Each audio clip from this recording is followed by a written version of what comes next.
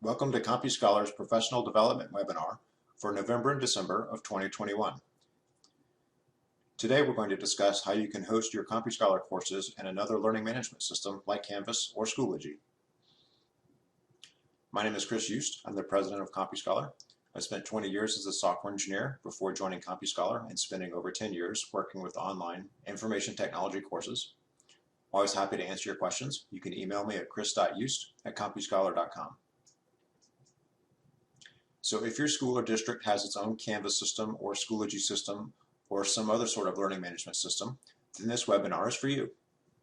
Additionally, if you're thinking about getting one of those things, perhaps you're on a pilot team or it's just up for discussion, then we still encourage you to watch this webinar so you'll know what the integration process is all about. So if you do have a Canvas or Schoology or similar system, then you can actually self-host your CompuScholar courses in that learning management system and you won't need to use our own.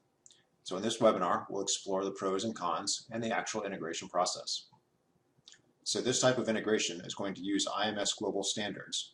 IMS Global is a nonprofit that publishes all sorts of interoperability standards for educational systems, and we're going to be using their Common Cartridge, LTI, and QTI standards.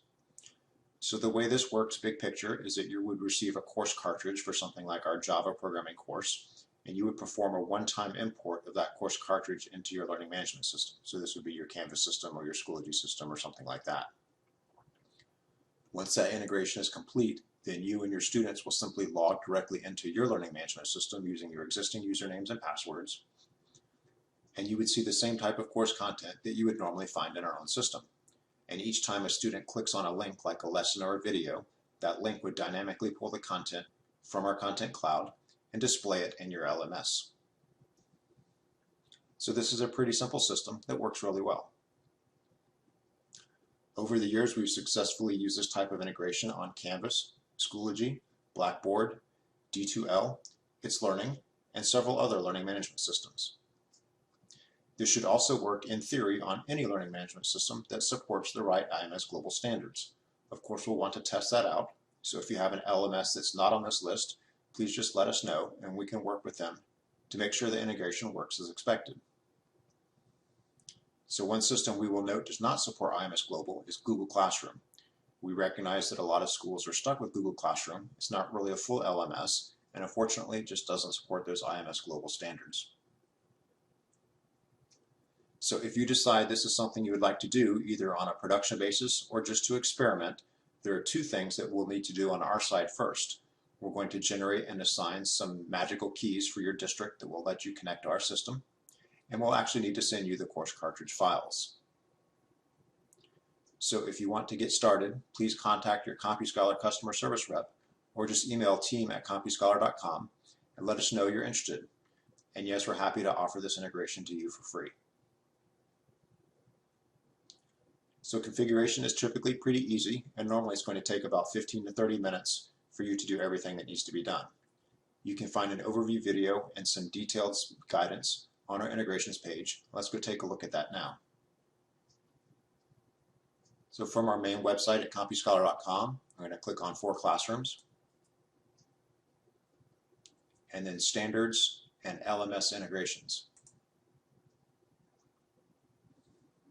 So this page again recaps the IMS Global standards that we're using. This is a familiar diagram. And the first video is just a general overview, kind of similar to this one, that lets you know how the overall process works. Below that, you can find some walkthrough videos for specific systems like Canvas, Schoology, and so on. So when you're ready to integrate with a specific system like Canvas, you'll want to carefully review this video and make sure you understand the steps needed to configure the integration. Once you're done with integration, don't forget to take a look at this PDF file, Configuring Assignments After Import, to make sure your assignments are correctly represented in your gradebook. Now, not only will you want to check to make sure those assignments are correctly represented in the gradebook, but each of the learning management systems has its own little quirks. For example, you'll want to make sure that the teacher-only material is marked as hidden from the students, so you don't want the students to see the answer keys and solution guides and so forth. And you also have an opportunity at this point to make any other customizations you'd like to the course. So you can actually change titles, rearrange lessons, and things like that if you need to do so. Once you have the course working exactly the way you like it, you should consider that to be your master course, and then you just clone that out to as many sections as you need.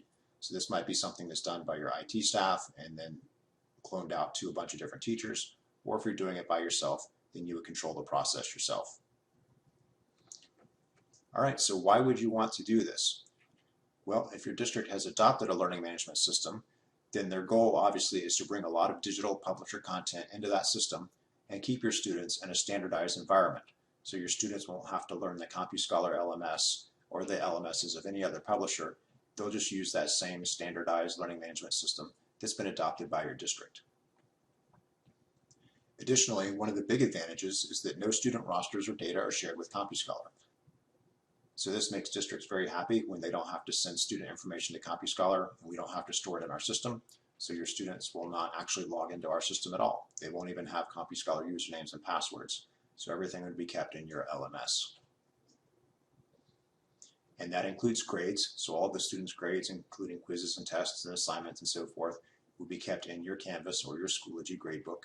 And you no longer have any need to transfer those grades out of the CompuScholar gradebook. And your district may even have some sort of process set up by which grades are transferred out of your LMS into your student information system. So that process would be standardized, hopefully, for all of the publisher content that you bring into your LMS. You would also take advantage of your learning management system's internal reporting, so any reports and configuration and things like that that you like to do for your LMS would be available. And you would rely on your internal procedures for rostering. So you wouldn't have to worry about sending rosters to CompuScholar or manually creating CompuScholar courses or doing course codes or anything like that on our system. You would do that on your system using the familiar processes that you've already set up for your LMS. Of course, there are some disadvantages you just want to consider before leaping into this type of integration. First and foremost is that the integration might involve your IT staff. So as a teacher, you might not have enough administrative rights to complete the full integration on your own. And if that's the case, you would ask your Canvas or Schoology administrator to help you out to finalize that configuration. And as I mentioned, rostering would then be handled by you or your district.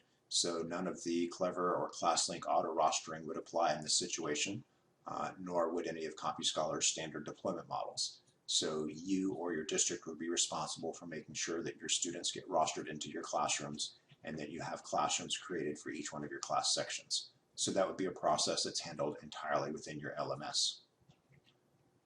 One small note, while a lot of the content is dynamically pulled from our content cloud, the quizzes and tests are actually natively imported into your LMS. So you actually have copies of our quiz and test questions, and if we need to go fix something in the middle of the school year, we can do that on our system, but it won't necessarily reflect into your LMS.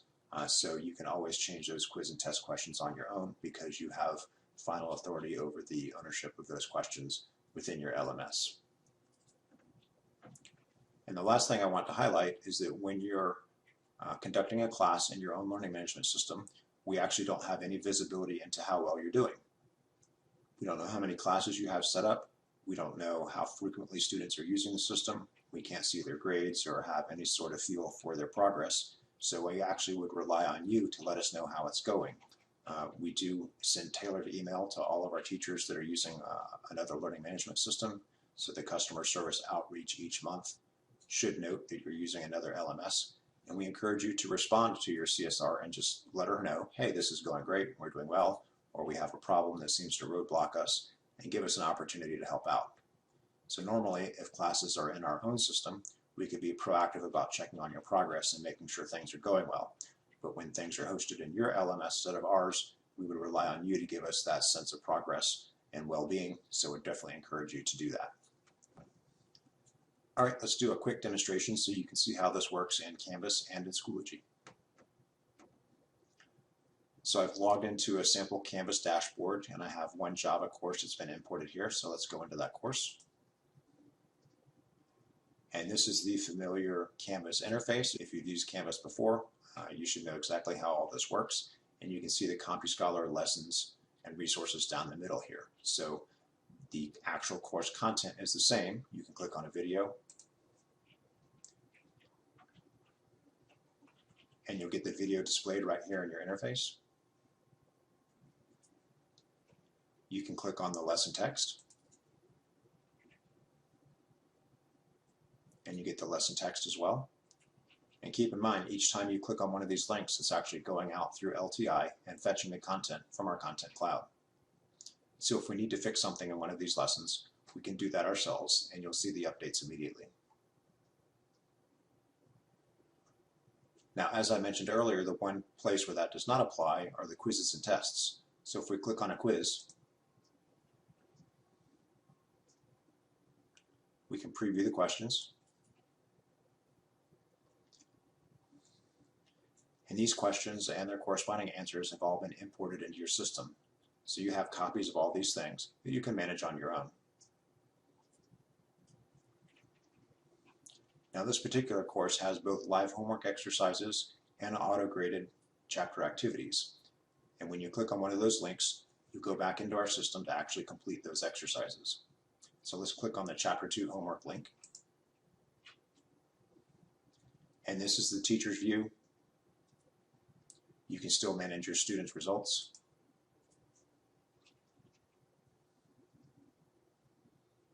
And do everything that you need to do, just like you're on our system. So when the students go into this area and they complete the homework exercises or the chapter activities, the results will be sent back to your LMS automatically, and they'll appear in your gradebook. So that's a quick overview of how things look in the Canvas system.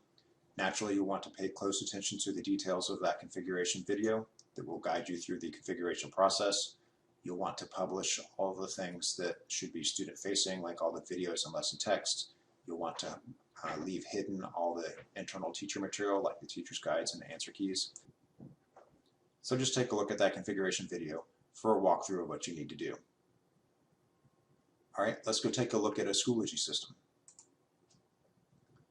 I've logged into my Schoology sandbox, and we have one Unity game programming course imported. So let's take a look. So this is the Schoology Interface. Again, if you have a Schoology system on your own, you're probably already very familiar with it, and you can go into any chapter, any lesson, and you can see the same type of CompuScholar content. When you click on a file link like a lesson text or a video, we'll go off to our content cloud and pull that thing into your system automatically. Again, the quizzes and tests are imported into your system as well.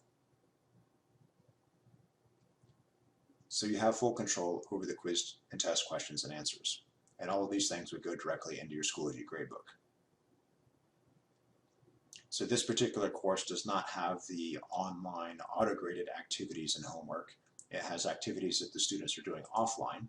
So you can still get to the activity instructions here.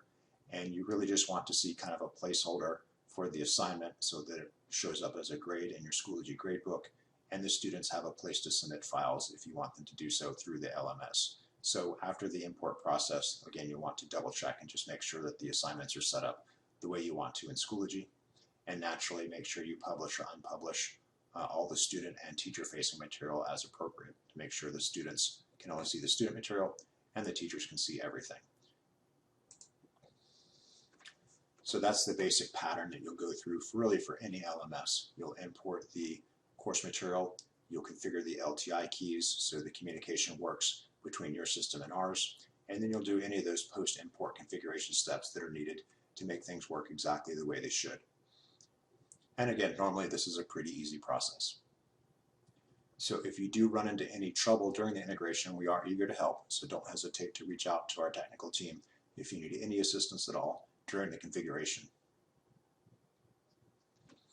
As always, we appreciate your time. Thank you so much for watching. If you have any questions, don't hesitate to follow up with us.